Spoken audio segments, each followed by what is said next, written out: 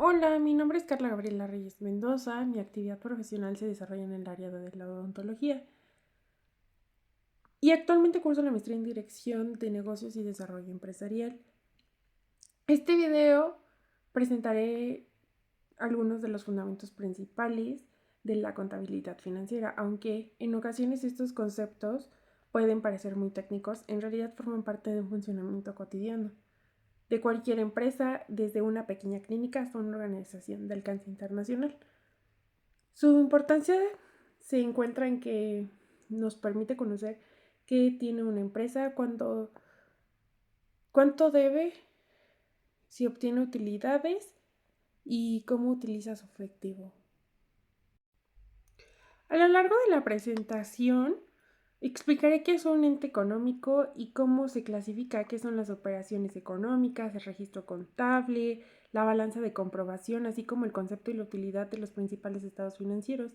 También hablaré sobre el estado de posición financiera, el estado de resultado integral, la contabilidad financiera y el estado de flujos de efectivo. Mi objetivo es explicar todos estos elementos que se conectan. Primero ocurre una operación, después se registra y finalmente esa información se transforma en estados financieros útiles para tomar las decisiones. El primer concepto es el ente económico. Se trata de una unidad identificable que realiza actividades económicas mediante la combinación de recursos humanos, materiales, financieros y tecnológicos, los cuales son administrados por un mismo centro de control. Un aspecto importante es que la personalidad del ente debe ser independiente de la de sus propietarios. Por ejemplo, los ingresos y gastos de una clínica dental deben separarse de los gastos personales de su propietario. Los entes pueden clasificarse por su actividad en industriales, comerciales o de sus servicios, por su tamaño en micro, pequeños, medianas y grandes empresas, y por su forma jurídica en personas físicas o morales. Una operación económica es cualquier evento que afecta la situación de una entidad y que puede medirse en dinero. Algunos ejemplos son vender un producto, prestar un servicio, comprar un equipo, pagar la nómica, cobrarle a un cliente.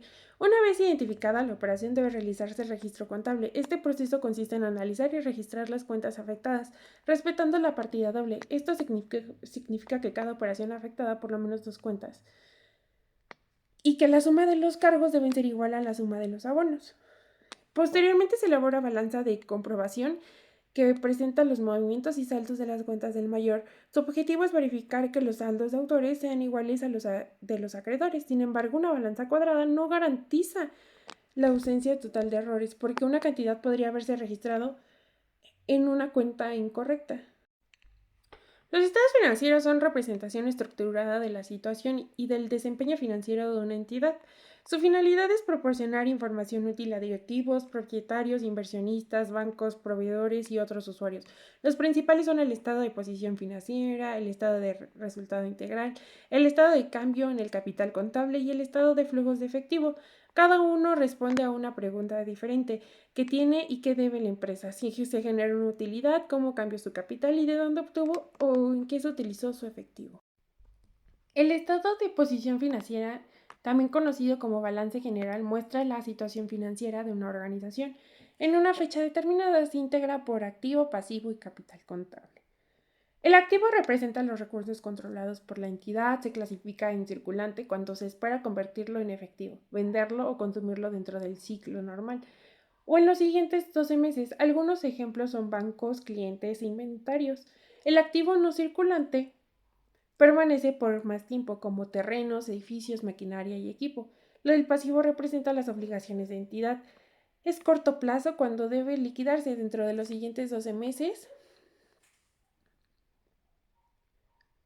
y a largo plazo cuando su vencimiento es posterior. El capital contable es el valor residual de los activos, pues es de restar los pasivos, puede dividirse en capital contribuido y capital ganado. Todo esto se resume en la ecuación activo igual a pasivo más capital.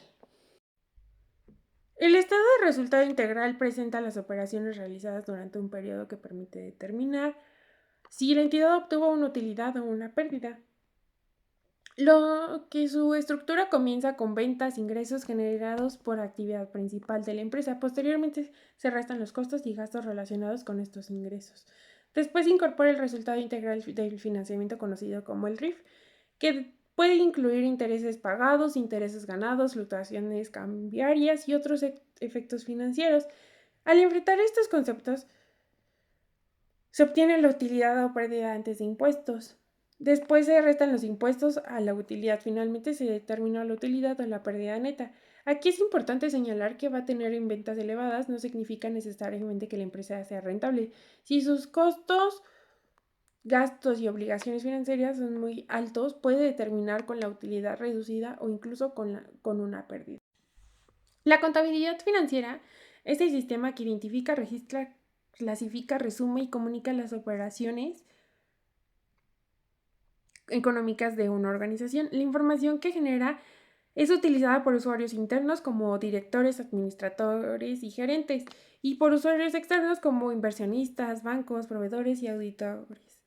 Aunque registra principalmente hechos que ya ocurrieron, sus resultados también ayudan a decidir sobre el futuro.